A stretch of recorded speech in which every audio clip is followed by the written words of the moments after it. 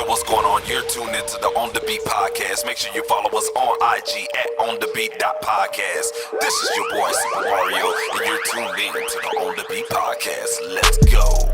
Yeah, you on the beat, talking on the beat, learning on the beat, watch it on the beat, get your skills up, won't you listen up? Yeah, you tuned in live, yeah, you on the beat, the beat podcast, on the beat podcast, on the beat podcast, on the beat podcast. Yo, what's going on, man? This is your boy Supa Mario. You're tuned into the On The Beat podcast show, man. I got one of my special guests, my OG, you know what I'm saying, DeeDot, Major Music, man. What's good with you, man? And cooling on it, man. You know, definitely appreciate you hollering at me and getting me on here, man. How you been, man? I'm been pretty good, man. Trying to stay safe, stay out the way, and hopefully waiting around so this stuff can go ahead and pass on so we can move on with, you know? Indeed, man. It's crazy. It's crazy out there. And you still out there in Houston? Yeah. I'm still out here in Houston, yeah. Yeah, man. So tell us a little bit about, you know what I'm saying, who you are, you know, how you got the name DeeDot. Explain your brand and your background, you know, saying Major Music. Yeah, well, it all kind of started. Funny thing is, artists, and, you know, you probably know from the radio show around 2006, shout out to Boom. And around that time, we kind of we worked together actually back then, and he found out that found out that he rapped, and he was coming out with the New King on the Block album around that time. It's about maybe 10, 12 years ago or so. And I had all these beats, and he ended up, well, I made one on the spot for him, which was the intro on that album. And then I made another beat called Trial Girl and got him on there. And when he was he got me on there. And when we were getting the album together, he was like, you know, how do you want to be credited on there? So at the time, I didn't really want to use my regular name, and started going to different things, and DeeDot happened to be one of them. And I just used it on that first album, and it was just something that kind of narrowed, you know, to everything else that I did. So I've been running with that one for about, since 06, 07. And then, you know, as far as a lot of my branding came from not only, you know, doing a lot of Boom early music back, you know, years ago, but also from doing a lot of producer blogs on YouTube with the Major Music blog that Music TV that I have going on. And then of course we had the Producer's Corner, and it just allowed me not only to, you know, get tutorials out for things that I'm using, but also allowed me to connect with just a lot of different people, whether it was on things like, you know, we did together, or just networking opportunities locally. So I'm really for pushing producers as a brand, you know, I look at producers really like our own fraternity. I'm all for producers advance the craft. Yeah, exactly, man. And you know what I'm saying, that's a good segue, you know what I'm saying, and how you got into the music, and that's some good gems that you dropped. We're gonna switch modes, man, and we're gonna go into, you know what I'm saying, talking about being a producer, man. Kind of tell us, you know, the type of music that you create, and explain your creative process along the way. Yeah, I'm kind of in give or take, how are you, 37? Yeah, 30, about 37. Yeah. Okay, yeah. So we kind of grew up around the same era and stuff, and, you know, being from Louisiana, and I think it's kind of like part of a lot of things we grew up on at that time. When we had Cash Money, we had No Limit. In the mid 90s, we had also them boys on the West Coast was going hard. Dr. Dre, DJ Quick. You also had I was a big fan of people like Mos Def, Talib Kweli back then. So my style early on kind of took over all of those vibes. Now I kind of feel like I've kind of migrated towards like a boom bap lo-fi type of vibe now. And I still, make my from time to time as well. I just kind of mix it up. But it just, what I've kind of noticed is more and more of those beats that I made is kind of people started gravitating towards those types of. So that's what I kind of went a little bit heavier with. But yeah, it's just kind of a matter of what I'm feeling. And I mean, as far as like my workflow, it's kind of all over the place. I would say 90%. I've gotten to being, well, I ain't even say 90%. I'll say more 70%. Because I work about 40 hours a week on a normal. So I take my iPad everywhere with me. And I like to use to, I see you on that beat maker now. Oh yeah. And then I like Chord Gadget. That's another one of my favorite ones. It kind of reminds me a little bit of Reason. And then at home workflow consists of Machine. And I've gotten more into sampling and flipping samples and things like that. I still, like to make my own sounds and things like that. I'm getting based production as well with the Uno synth and a synth drum from IK Multimedia. Okay. I just kind of, I'm working on, and hopefully this week I'm crossing my fingers, I should get my MPC-1 in, but I want to having a DAWless station. Like I want to like use my Uno stuff with the MPC and kind of build off of that as well. I've been without a computer before years ago, and learn how now to work on the iPad more, and then also work along with hardware more. So I'm just trying to kind of take it back to when hardware was being used a lot. Yeah, man. I think that's where kind of like music technology is really kind of, you could feel it, kind of changing. You have a lot of different equipment coming. The iPad is really kind of like one of those emerging music creation tools that blowing up on Instagram, and I have migrated to that as well. And I have to say it has been a challenge, trying to learn on that, because it switches your brain on how you need to create that music on a mobile platform. I really like that, man. I'm gonna switch gears. We're gonna get back on music production, but let me ask another question to you as DeeDot, the artist. Can you explain, like, I know you got some songs coming out, or whatnot. So kind of explain, what you dropped, or what you're working on, and how have you used your music as an artist to, communicate with your artists? I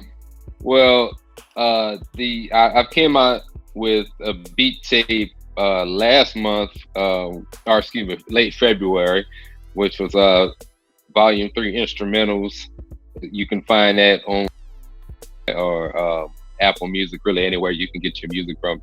And then I have my newest project, which is called M.P.H, Miles Per Hour. That's going to be a 7-track album, which will come out. Should be some. You can stay tuned to my social media platforms at DeeDot Major Music on Instagram, and I'm gonna give you a concrete date, but definitely should be some time this week. Cool. What are your question? Oh yeah. So like, far as the music that you put out, how do you, far as your lyrics are concerned, how do you translate that and communicate with your artist? So for example, what's the to translate to your audience with your music? Yeah, I feel it. Okay. It's really, I kind of view each project as where I'm at in my life at that point. Like if you kind of go all the way back to even my first album, Like there's usually songs in there about like maybe relationships. There's songs on there, politics. Like there was a time, I think it was Major Moves 3. That was the Major Moves 3 time, which was about 2017, where I was kind of heavy on the political records, and talking a lot about police brutality. And in fact, that album dropped, I believe it was right around the time when and the other guy, one of them got shot, and I dropped the album right after that happened. And it was almost kind of like the songs kind of, I recall got shot, so it was kind of weird how it all happened. Yeah, all that transpired. Yeah. Yeah. And you know, with the whole thing with Trump and how that thing's been over the past 4 years, I've a lot of people know me as a political rapper, because I feel like, honestly, even with the whole Major Moves 3 album, like Major Moves 2 was kind of more, the ironic part about that, I was kind of coming out of my 20s and I still had that little party vibe in me. So you had more of those trap type records, and you might have had one, you know, relationship type song on there, but kind of like a party life. And then you kind of see as that happened, I kind of matured on to the political part. And then this album now, M.P.H, is kind of more, you got a song on there, of course, for the ladies. You got, there's Coastin, which is actually a song about smoking. And then you got a couple of other records. It has more old school boom bap vibe. I was really trying to bring across my full production. I feel now more than ever, I'm kind of making music that personifies me as a person. And at the beginning was a snapshot of my life at that moment. And you know, there's a lot of times people, whether it's people that I work with or people that I meet out in public, and they tell me that they listen to some of my records. It's just kind of cool to see that, you know, there's artists or there's somebody out there that resonate with what you're saying and you know what you're doing at that time. So it's kind of like, if there's anything that I can give as far as my music to somebody out there that'll listen, you know, I definitely appreciate that, and I'm gonna always do that. Yeah, that's what's up, man. Well, speaking of those songs and stuff like that, we're gonna go ahead and take a song break, and we're gonna play one of your songs that you mentioned, Coastin. Smokey Johnson and was it another person on there? Smokey Johnson and Khalifa Viibz. Yeah. Shout out to Smokey Johnson and Khalifa Viibz. That's gonna be on M.P.H, and also check out Smokey Black Coffee, which is also on Apple Music and Spotify. All right, cool. And we're also going to spin another song as well, man, that you've sent over as On Time featuring, I don't want to mess this up. It's called Qboaa. Yeah, Qboaa. Okay, cool. Yeah, so we're going to spin those two songs right there from DeeDot Major Music, you know what I'm saying? Y'all stay tuned to the On The Beat podcast show. We'll be right back.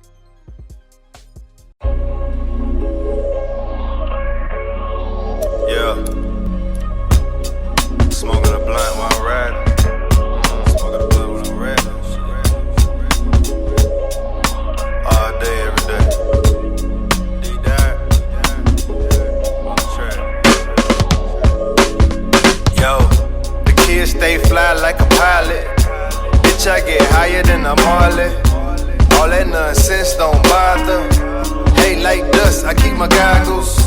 Looking open lanes on the interstate. Got the windows crack a little, smoking on some dank. Drive past stage trooper, don't hit the brakes. German Shepherd probably smell the weed a mile away. Taking off like a rocket, 44 in my compartment, nigga know just how I'm rocking, yeah. And I ain't new, but I got balance. I be sitting sideways, coasting all the way out Dallas.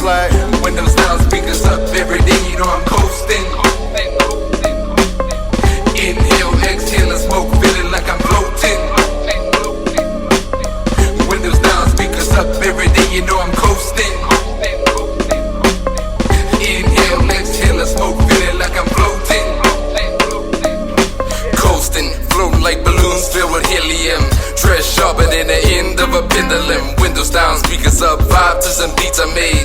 Always thinking about some other ways of getting paid. Thinking through shit, I'm always in the sunshine. Fuck what they think, a nigga always gonna get mine. Speed just like I never saw a stop sign. What's worth more is it the money on your own time? Too many people live for everybody's validation, while they let others dictate their aspirations. I make it happen while the haters keep on hoping. Cruise control on the highway, you can see me coasting. Windows down, speakers up, every day you know I'm coasting. Inhale, exhale, smoke, feeling like I'm floating. Windows down, speakers up, every day you know I'm coasting. Inhale, exhale, smoke, feeling like I'm floating. It be that summertime rhyme that's so divine, alarm my mind to redefine the times of the flow. Yes indeed, the essence is what I need. No stressing, it come with ease. A blessing is what I be. So feel the glow of a wondering soul in the world so cold. So this heat I blow, just coasting and floating through this black ocean, trying to dig my way through the cold. Just floating and coasting through this black ocean, trying to dig my way through the cold. Just coasting and floating through this black ocean, trying to dig my way through the cold. Windows down, speakers up, every day you know I'm coasting. Inhale, exhale, smoke, feeling like I'm floating. Windows down, speakers up, every day you know I'm coasting. Inhale, exhale, smoke, feeling like I'm floating.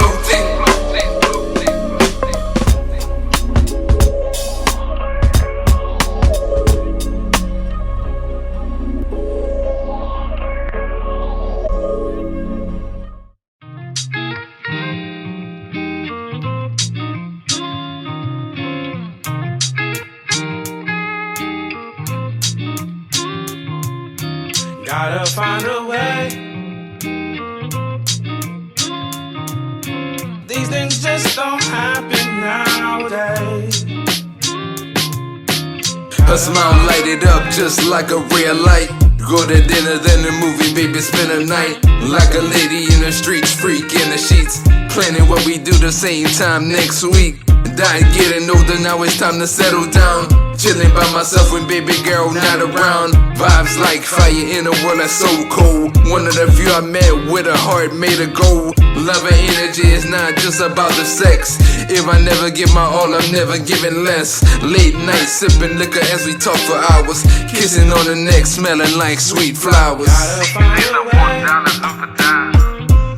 I want dollars over time. These things just don't happen nowadays. Yeah, I mean she always on time. Gotta find a way. Dollars over time. I say dollars over time. These things just don't happen nowadays. Yeah, I say she always on time. Just got out of the situation, me too. Forget about your ex, be like he who step in the picture just like a photobomb. You know what to do just to turn me on. Let's take a trip, you pick the destination. Or we can do dash, Netflix, staycation. I like a style and everything from head to toe. Conversation like Coastin, just let it flow.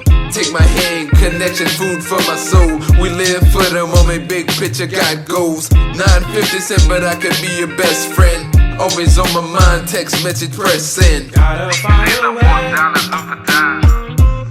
I want dollars over time. These things just don't happen nowadays. Yeah, I mean she always on time.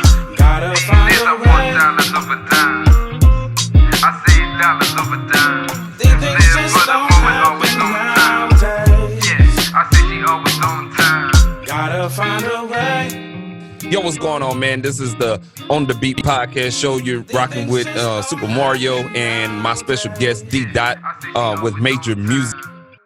So we're going to get back into the questions. I'm going to swing more to the producer side of things, man. So now that we're stuck in the house during this pandemic situation, you know what I'm saying, it has expanded a lot of things using Zoom to, you know what I'm saying, computer software audio into a video conference call to do a lot of collaboration. How can you describe, or you know what I'm saying, well, how can you put this whole social media situation, how can a producer expand their exposure right now as we speak? Can you kind of give some tips or advice on that? Biggest thing is one, be far too many times I see producers and our artists, oh, nobody want to listen to my music, oh, nobody want to do this, nobody want to do that. Well, the first thing is, if you're not in content, if you're just uploading a song on SoundCloud every now and then, every 6 months or so, and you don't come out with an album, you make a few videos on YouTube, but you don't come out with no album, it's going to be hard for people to take you serious because they're not seeing you put out anything. Second part to that is, even though when you do put out something, also know your audience. You know, I can remember, for example, where on the Facebook side, I had about 10 years ago, I had more of my audience. Well, now in 2020, Instagram now, everybody's on Twitter now, and I've started picking up more people in those areas, and you could kind of pick up on it when, like, if I post something on Instagram, I'll see 30, 40 people like it. Click links and I read the analytics, I can see traction there. I may post the same thing on the Facebook side and I get 1 or 2 people if that like it. Right. And you know, the second thing to find out wherever your audience is you got to make something that they can relate to, and also don't spam them.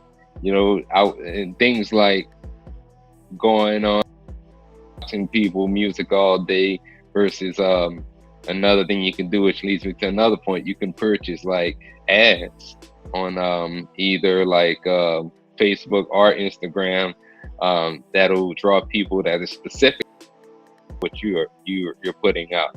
Yes. That way you won't waste time. And then also know, like, if you're a producer, you know, kind of going back to knowing your audience, like, I wouldn't send you a link online saying, hey, Big Rich, Supa Mario, go buy beats off of my website. Yeah. Why? Because you're I know you rap too, but I mean, you're a producer.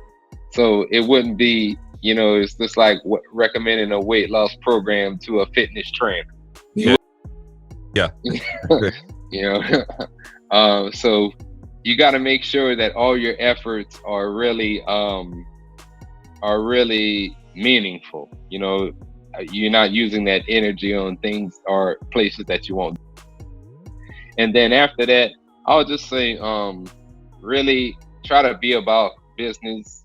Stay away from posting, you know, and this is something I have trouble with sometimes, but things that may piss people off or because I think that sometimes that could turn off your audience. Yeah. Now, if you are gonna do something, you know, go all in with it, but know your audience, and that's the biggest thing, man. You don't rock the boat. You don't want to make people upset. You don't want to spam people.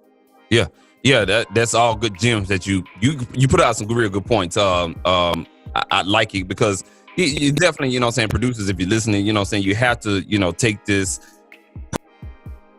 exposure using social media. You have to take it at an angle as almost as if you're a business owner, you know what I'm saying? Because at the end of the day, it is a business for yourself. You're representing yourself as a small business. So that, you know, mention is very key and crucial, you know what I'm saying, for you guys to get your more exposure on social media or whatnot, man. We're going to go into, you know what I'm saying, this next question. I know and beat making and stuff like that has really changed over the years, especially, you know what I'm saying, in the last 5 years until now. You know, you see a lot of production and there's a lot of loop-based, sample-based production. It's almost like it's not a lot of originality in the productions. So what is your take on, you know what I'm saying, these companies like Splice, Sounds.com, you know what I'm saying, that give you subscription based accounts to, you know, download loops and then beats on top of that? Are you against that, or that's something that you're for? And you know what I'm saying, kind of like, you know, what's your take on, I like to call it sample-based production.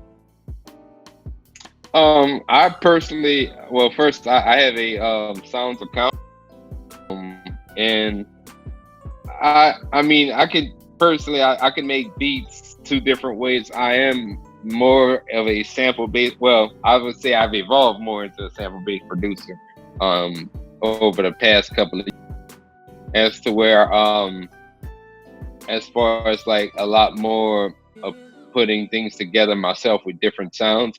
Yeah. I still do that as well, but kind of like I was saying in a previous, where I get a lot of my personal inspiration from that whole 70s, 80s type vibe, and like R&B, and so I make a lot of I may sometimes chill in the studio and get on Apple Music and put on a old school playlist, just let that thing roll. Yeah. And then I hear something I like and I gotta sample it right then and there. And there was a friend of mine, another producer friend of mine, who I remember we used to get into big debates in the studio. No, I don't want to use samples. I don't want to get on this song. I don't want to do samples. It was a sin to talk about samples around here. Yeah. And like I look at it as a way of almost like collaborating. I mean, we just got through talking about Scott Storch, for example, and a lot of the people that go in and help him make beats. Well, I've kind of done it both ways as well, and I look at it almost like collaborating. Like if I did like drums, for example, and I send it to you and you lay down the melody. You know, for now, and I won't say even back then I frowned upon it, but I was one of those people at one time where I was like, I looked at loops and I was like, I don't like using loops. That was like going. After a while, one of the things about me is I in addition to sounds, I have a lot of different places online that I kind of get sounds from, and you know what got in terms of working 40 hours a week. On top of that, you know, you can pretty much say I do the same thing with music, and it's a lot difficult when, and I know, you know, yourself, a lot of producers may be listening to this now, but a lot of us are our own engineers in some cases. A lot of us are our own photographers, our graphic designers, whatever your trade is or whatever you do, you got to make time for that. And while beats every day, I feel like it's a great way to get some work done. It'll help me create faster. And then even like if I lay my part down to it and send it to somebody else, we got something right there. And just collaborating with different producers, you can, regardless of, you know, like I might have a different sound from you, but I feel like if we make 10 beats together, by that 10th beat, we're picking up some vibe, you know. Oh, Rich does this, I'm gonna have to do this now. And you might hear something I'm doing and be like, oh, I gotta do this. So I feel like it's a great way of learning from the book, you know, for each other as well. Like I do the same. Mine's the production team I'm in. I may start something and then I'll send it off to one of our guys. There's 5 of us in there. Each person got a little bit different vibe. So our music just comes out a little bit different and organically, and I think it's good for I'm not one that buys into that using loops or using samples doesn't diminish your creativity even more. Yeah. Now I will say this though. What is that? If that's all you do, then yeah. All you do, you know, then I don't have a problem with it. But you know, challenge yourself sometimes. Maybe you don't use a sample every once in a while. Yeah. That's the last part, and I was hoping you was gonna say that. It's all about, you know, if you can go both ways, you know what I'm saying? And sometimes, you know, you want to challenge yourself, you know what I'm saying? Like if you just a producer that kind of like just, that's all you do is just download samples or whatnot, you know, expose yourself in a bad way almost, you know, and I hope you agree with me with that, is because if you're working with an artist and you get a big shot, you know what I'm saying, and you don't have the internet access to download or get on your account on SoundCloud, or you don't have a hard drive, then you have to kind of change that challenge, you know what I'm saying? So I think that was a real good, you know what I'm saying, real good point you put out there at the end, you know what I'm saying, is you got to kind of work both ways. And real good gems that you there, man. Definitely. What's up? You know, we're going to get into, you know, I know you answered this question earlier, and that is, you know, kind of like, you know, the type of stuff that you use, you know, and what you're using right now. So I kind of want to, you know, is type of production gear that you can recommend for producers and beat makers that's, you know, just getting into the game, that's kind of gonna check out this podcast? I'll just say producers think that, or guys that want to get into this craft, they think that you have to have thousands of dollars to get started, and it's not the case. I remember, you know, when I first started making beats, say around 04, 05, I started out on a cheap 20 gig PC that I put together that was years old, and then after that, I remember saving to buy a Mac like in 07. Yeah. Well, now you know, you can get an iPad for what, $300, $400, $500, $600. Yeah. I mean, I use the iPad Pro, but I will say, you know, for artists, for a producer, I wish in some way that I was coming up right now, because, you know, for a high school student or a college kid that wants to get into this craft, I know y'all don't have a lot of money, and is GarageBand. A lot of people sleep on GarageBand. And with GarageBand, you can do everything in terms of use audio units. So one of the things I like about GarageBand, it's on any iPad, any iPhone, Mac, and you can use your projects. Like, let's say if you start off with an iPad at first, and then eventually you get yourself a Mac, you can take your sessions and import them to Logic and finish them up in Logic. I think a lot of people sleep on GarageBand simply because it's free and they don't know how to use it full advantage. Right. And I think, you know, once you get that down, then you can probably move on to something else like a beat maker, like a Core Gadget. And the thing with iPad music production is not as expensive as producing on a computer. Yeah. I mean, a lot of these plugins you get for $30, $40, $50, as opposed to their counterparts over $100, $150, depending on what you're looking at. Like the FabFilter plugins, they got all of those for $30 in the App Store. You get the Pro Q 3, that'll probably cost you well over $149 for Mac or PC.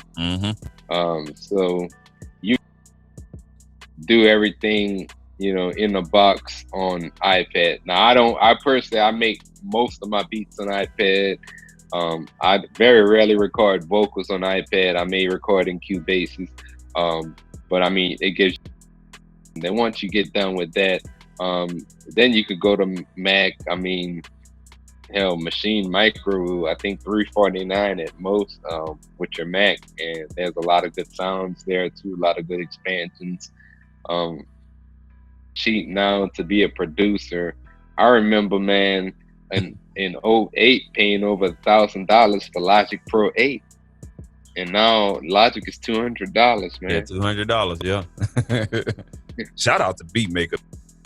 Glad you told me to download that program and jump on that, because I use iPad Pro as well, and Beatmaker 3, it's a real easy program. I really didn't have to read a manual. The only videos I watched was elbow Elbow Studios, Yeah. Elbow Studios, and Bolo. Shout out to those two guys, man. They really have some good tutorials on that Beatmaker 3, and they kind of helped me get over the hump with that. But you know what I'm saying? From working in a DAW like Ableton Live, Fruity Loops, Logic, whatever you use, and then having to come to an iPad where you're limited on storage space, and it's a different learning curve, and you only have like limited things that you can do, but it's still you, and that's what the whole beauty about being a producer is, that challenge or whatnot. So that was a good recommendations, man. We're gonna go ahead and we're gonna get to our last question, man. If you had one piece of advice you'll give a beat maker or producer out there, what? Finish your beats, man. No matter, there's been plenty of times. The thing is that surprised me is, quick story is like, I made this beat, man, I would say probably 2010, 2011, because I was using Reason 3 at that time. And this beat, and I remember because this beat I was going to use for our album around that time. I never ended up putting the song on the album. And I just kind of put the beat back up on our website, and literally nobody touched it until January of this year. And that person name is Smokey Johnson.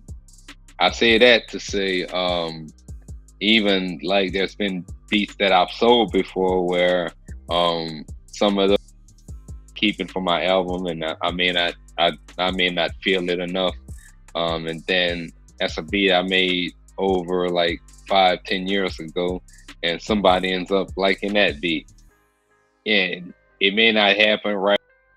Like you may feel like even if you're just starting out, how do I get to sell beats online? How do I do this? And you might get frustrated. You might even want to quit because you're not selling beats. I would say just come out with your beats. And in fact, there are so many avenues for you to get your work out there and make money off of streaming. Like one of the things that I see a lot of going on that I see a lot of like these channels on YouTube and Spotify playlists and Apple Music playlists where producers are getting beats put on those playlists, and they're gaining followers those beats that they put out there. So I'm coming out with these beat tapes of all the beats that I made every once in a while just to get them out there. And there's so many different ways to get paid beats on these streaming platforms. And just like a rapper or artist may not like, or excuse me, you may not like something that you made, a rapper or artist and a person that I know they sit down at home and they'll put on Spotify and just let that run on lo-fi or boom bap playlists all day, literally. Yeah. And guess what? Somebody's getting paid while that's going on. Yeah. So imagine your music getting on there, and then you look 1 year from now, 5 years from now, 10 years from now, and all the stuff that you did in 2020 and previously is on those playlists, and you got money coming in, you know, from just all the work that you've done. And it could also bring forward other opportunities too, you know, not just amongst fans and people like that, but you're starting to get the publishing aspects of things, and people that are looking for music, you know, for a lot of the digital use. So you never know who's interested in what you do. Yeah, man. Hey, man. Hey, if you caught this podcast, this interview late, you need to rewind it because DeeDot dropped some gems, man, today, man. We can go on and on and on and stuff like that, man. And we got to wrap it up and everything like that. DeeDot, man, tell the people, you know what I'm saying, I know you dropped the project on Spotify. Tell the people where they can find that particular project that you dropped to, what is it, today or tomorrow? That was correct? Well, you got the Major Music Instrumentals Volume 3 All right. which came out in February. That one's out there on Spotify and Apple Music on all platforms. So look me up on that. We got M.P.H, which will be out this coming Wednesday on Apple Music and Spotify as well. Now that one, not a beat tape, it's a full-fledged album. Got some artist appearances on there, and go do some pretty unique things. So look out for that soon. Got to kind of improvise with the current situation. So it's gonna be very interesting. All right, cool, man. Man, go ahead and give your shout outs and give everyone your handles, where to follow you at, and you know what I'm saying, and then we'll wrap it up, man. Yeah. First and foremost, I want to shout out everybody that had something to do with the album. Smokey Johnson Khalifa Viibz. Shout out to Mousequake. Most people know Mousequake as a Grammy-winning engineer. He actually mastered my album, so he got it sounding real good. Who else I want to shout out? Shout out to Quincy Thomas, my brother. You know, me and Quincy been making music together, just like me and Boom, pretty much for the last 10 plus years. Yeah. And just everybody, you know, yourself, you know, shit, I've been knowing you since before the producer. Oh yeah, man. We go back to those band days, you know what I'm saying? Yeah. Mid 90s and stuff, man. Oh yeah. And you know, it's just really supporting the movement. I feel like you know, everything's in a real good place right now, and I'm definitely appreciative of that. And as far as, you know, people that can, you know, follow me, you follow me on any social media at DeeDot _ major music. That's DEEDOT _ major music, and I'll hit you with the follow back. Appreciate you having me on, man, and I like what you're doing. Go keep it up. Appreciate you, man. You taught me well, man. You taught me well. Hey, man, that's the boy DeeDot, man. Y'all make sure y'all go follow him on all platforms. Make sure you watch out for his future projects that he mentioned. DeeDot, Major Music, man. This is the On The Beat podcast show with your boy Supa Mario. We're gonna go ahead and sign out, man.